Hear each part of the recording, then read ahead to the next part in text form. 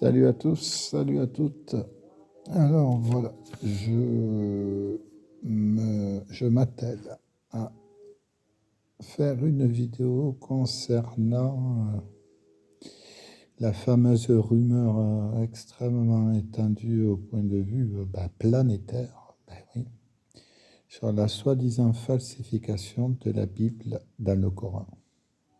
Alors, c'est extrêmement intéressant comme sujet puisque il se trouve que il semblerait que cette allégation provienne plus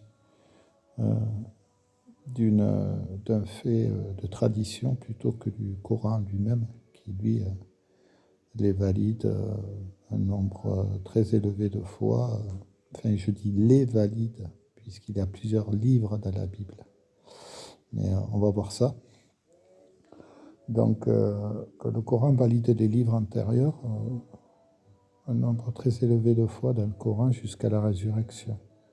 Ce qui fait qu'il n'y a pas de possibilité de retouche, que ce soit dans la temporalité postérieure ou antérieure à notre propre époque, la nôtre. Voilà.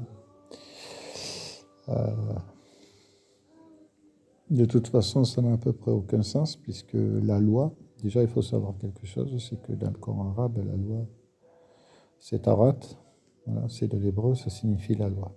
Ok. Comme dans le français, quand on dit Torah, on ne comprend pas ce mot. Il a été latinisé, mais il a été vidé de son sens, comme beaucoup d'autres, comme le mot Bible d'ailleurs. Mais on va voir ça là aussi. Donc, que ce soit en français ou dans le Coran arabe, le mot Tarat, c'est de l'hébreu, ça signifie la loi. Donc, à chaque fois que le Saint-Coran parle de la Tarat, eh bien, il parle de la loi. Voilà. Donc, bon, je vais pas m'étendre très longtemps sur les blabla, mais on va voir le reste après la diffusion de votre humble serviteur concernant les versets du Coran qui valident les écrits antérieurs jusqu'à la résurrection. En tout cas pour beaucoup d'entre eux, mais il y en a qui sont indicatifs et d'autres qui sont explicites. Donc je vous invite à vous faire votre avis au sujet de ces versets qui semblent tout de même extrêmement précis et clair et précis. Donc allons-y, je mets là aussi un chiffrage, comme ça tout le monde pourra rechercher en fonction de la langue, tout ça, ça sera moins compliqué que si je les mets ou en arabe ou en français. Voilà. Donc allons-y. Sourate 2, versets 127 à 131 et versets 136 à 141 et verset 151. Sourate 3, versets 79 à 89.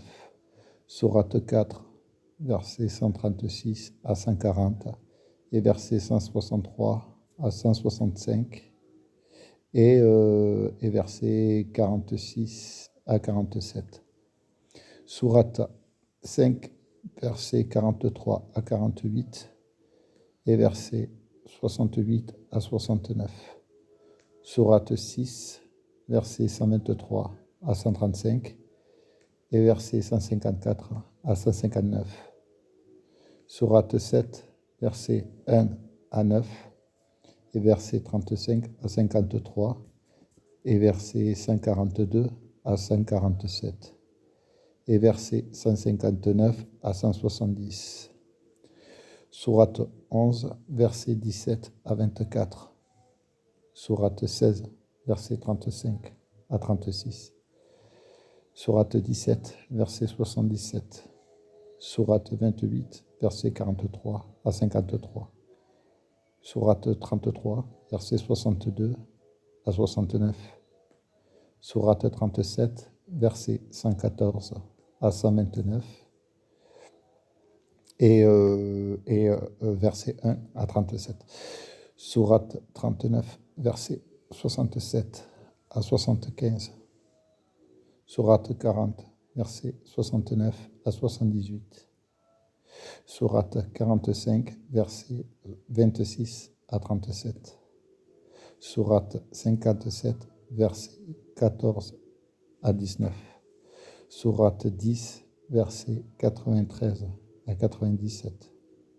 Sourate 11, versets 14 à 18 et versets 112 à 123. Sourate 12, versets 101 à 111. Sourate 26, versets 192 à 199.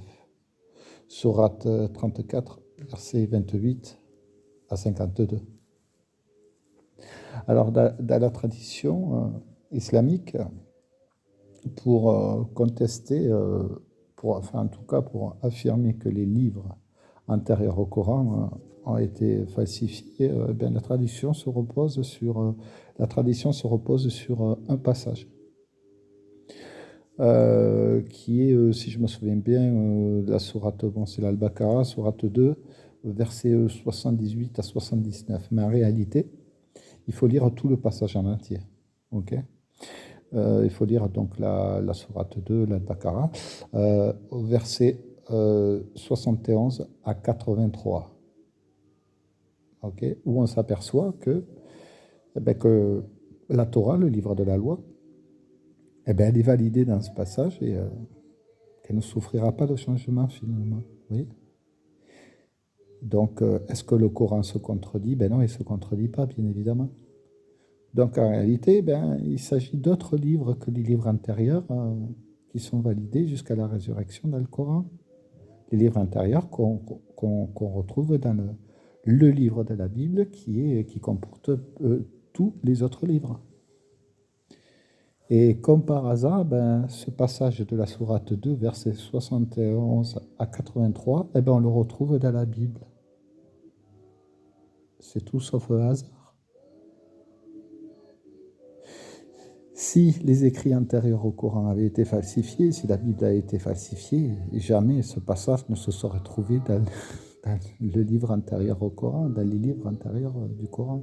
C'est impossible. Ce passage, on va le retrouver dans l'Ésaïe, chapitre 10, versets 1 à 4. Mais également, on a une indication au Deutéronome, chapitre 31, versets 24 à 29. Mais alors, quels sont ces livres? Il faut savoir quelque chose, c'est qu'il n'existe pas un seul livre du Talmud, il en existe deux. Il existe le Talmud de Babylone, mais également le Talmud de Jérusalem. Voilà de quel livre parle et la Bible et le Coran. Il ne s'agit absolument pas des livres contenus dans la Bible. D'ailleurs, le mot Bible qu'on ne comprend pas en français, le mot Bible qu'on retrouve dans le grec avec Biblos, ils sont tirés du mot hébreu Tabiblia, qui signifie les livres. Donc, quand vous voyez dans le Coran arabe le mot Al-Kitub, c'est le même mot que le mot Bible. Puisque la Bible, telle qu'on l'a aujourd'hui, qui sont toutes les mêmes, c'est les mêmes livres dans toutes les communautés différentes chrétiennes. C'est les mêmes. Sauf que les Juifs rejettent une partie du livre, mais le Coran, une partie des révélations, mais le Coran parle beaucoup mieux que moi. Je ne vais pas m'étendre dessus. Mais la Bible, la Bible qui contient tous les livres antérieurs au Coran, c'est toutes les mêmes dans toutes les communautés religieuses chrétiennes. Ça, et l'Ancien Testament, c'est le même que la Torah, les Juifs, c'est la même révélation. Je vous demande pas de me croire, je vous demande de vérifier par vous-même et pas d'écouter les uns et les autres. Donc le mot Bible, ça signifie les livres. C'est pour ça que le mot en français bibliothèque, il y a le mot Bible dedans. C'est un endroit où on met des livres. Une bibliothèque, on est d'accord. Bible, c'est Al-Kitub, c'est des livres. Donc à chaque fois que le Coran parle des livres, à la sourate 4, verset 136, sourate 3, verset 3 à 4, sourate 5, verset 48. Ben, il parle des livres antérieurs au Coran qu'on trouve dans la Bible actuelle, sauf que quand on dit la Bible, c'est le livre, mais qui renferme tous les livres, puisqu'il y a, il y a beaucoup de livres à l'intérieur. En fait, c'est un recueil, la Bible qu'on a, c'est un recueil des livres. C'est pour ça qu'on dit la Bible. En fait, on devrait dire les livres, puisque le mot Bible n'a pas été finalement traduit en français. Il a été juste latinisé lui aussi. Ouais, ce que j'ai dit. Donc, ce qui est intéressant, c'est qu'avec la sourate 2, verset 71 à 83, ben, voilà, donc le verset 78 valide la Torah comme le reste de la sourate, le livre de la loi donc, et le verset 79 parle d'un seul livre rédigé par une interprétation extérieure. Donc c'est une interprétation. L'interprétation, on va la retrouver où? Ben, dans les commentaires du Talmud. Donc le Coran confirme les livres de la Bible en disant qu'effectivement il va y avoir des livres. Alors ce qu'il y a d'extrêmement intéressant, c'est que si on prend la rédaction traditionnelle juive sur la conception des deux Talmuds, elle coïncide exactement avec le moment de la révélation du Coran. D'accord. Euh, et la Bible parle que ça va se faire dans l'avenir. Et au moment du Coran dit, le Coran le passe au présent. Donc ça veut dire qu'au moment du Coran, ben, Dieu avertit que pendant la révélation, il y a les livres les deux livres du Talmud qui commencent à être confectionnés. Voilà. Ce qui n'empêche, ce qui ne va pas vous empêcher de vérifier tout ce que je dis. Ben voilà. Donc vidéo, je pense assez complète, quoique assez court, puisque moi, je me suis promis de faire des vidéos courtes enfin, les plus précises possibles, quoi. Donc, ben, je vous remercie.